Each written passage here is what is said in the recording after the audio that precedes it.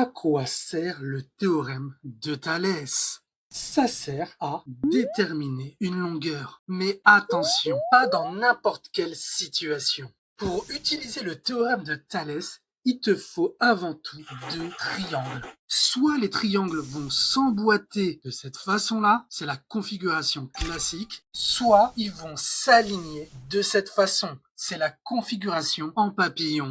Tu dois avoir l'une de ces deux configurations. Rentrons dans les détails, mes amis. On a trois caractéristiques pour ces deux configurations. Premier point, les points A, M et B sont alignés. Deuxième point, les points A, N et C sont alignés. Et troisième point, les droites MN et BC sont parallèles. Tu dois écrire ces trois phrases dans ta copie avant d'appliquer le théorème de Thalès. C'est juste obligatoire si tu veux avoir tous les points. D'après le théorème de Thalès, on a trois quotients égaux. Attention, c'est le moment le plus important de la vidéo. Comment on trouve cette égalité? Car si tu te trompes au niveau des lettres, ton résultat sera faux. Je vais te donner une astuce pour trouver à coup sûr cette égalité sans aucune faute. On y va pas à pas. En premier lieu, on regarde les droites qui sont parallèles. Ici, c'est MN et BC qui sont parallèles. Alors, je vais mettre MN sur BC dans le troisième quotient. Deuxième chose, on regarde les deux premières lignes. Il y a une lettre commune dans ces deux premières lignes, c'est la lettre A. Cette lettre doit être présente dans les deux premiers quotients, en haut et en bas. Notre égalité est bientôt complète. Dans la première ligne, on a les lettres M et B. Ce sont ces deux lettres qu'on va mettre dans le premier quotient. Mais dans quel ordre? L'astuce, c'est de regarder le troisième quotient. Et on voit que la lettre M est en haut et la lettre B est en bas. C'est comme ça que je vais placer les lettres M et B dans le premier quotient. C'est OK pour toi? Dans la deuxième ligne, on a les lettres N et C. On va placer ces deux lettres dans le deuxième quotient. Là aussi, dans quel ordre? Et comme tu peux le deviner, on va regarder le troisième quotient. La lettre N est en haut, la lettre C est en bas. C'est ce que je vais faire dans le deuxième quotient. On a notre égalité de Thalès. Petite remarque bonus. En haut de cette égalité, on a les trois côtés du triangle AMN. Et en bas, on a les trois côtés du triangle ABC, les deux triangles de base. C'est pas magnifique ça?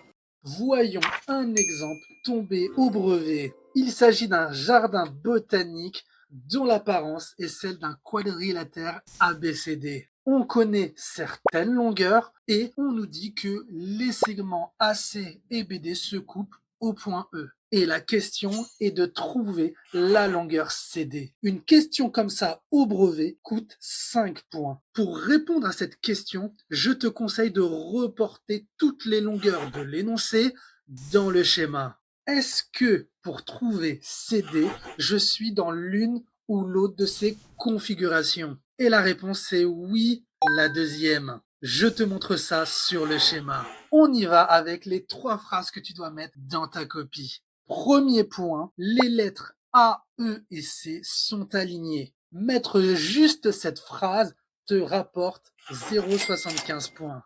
Deuxième point, les lettres B, E et D sont alignées. Là aussi, ça te vaut 0,75 points. Troisième point, les droites AB et DC sont parallèles.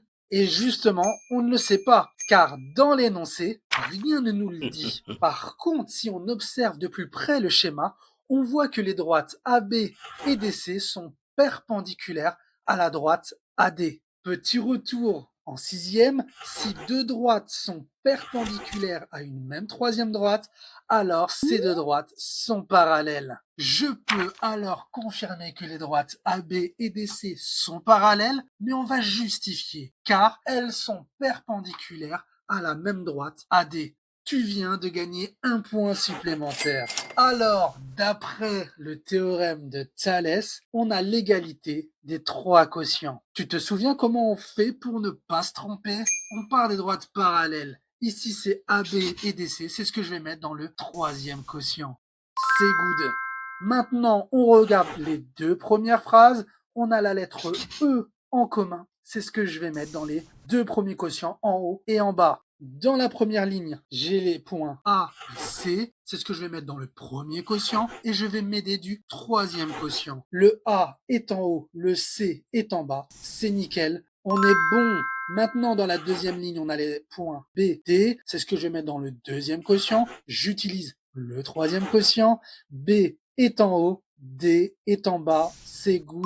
Nickel pour l'égalité de Thalès. Cette égalité te rapporte un point. Une fois que tu as l'égalité de Thalès, tu remplaces par les données de l'exercice. On obtient tout ça. Pour trouver CD, on va utiliser le produit en croix ici.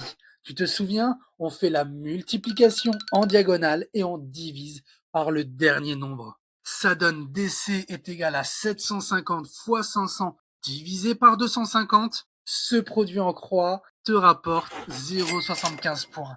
On fait le calcul et on va obtenir DC est égal à 1500. 0,75 points pour avoir trouvé le résultat final. Bravo à toi si tu as réussi à trouver la même chose.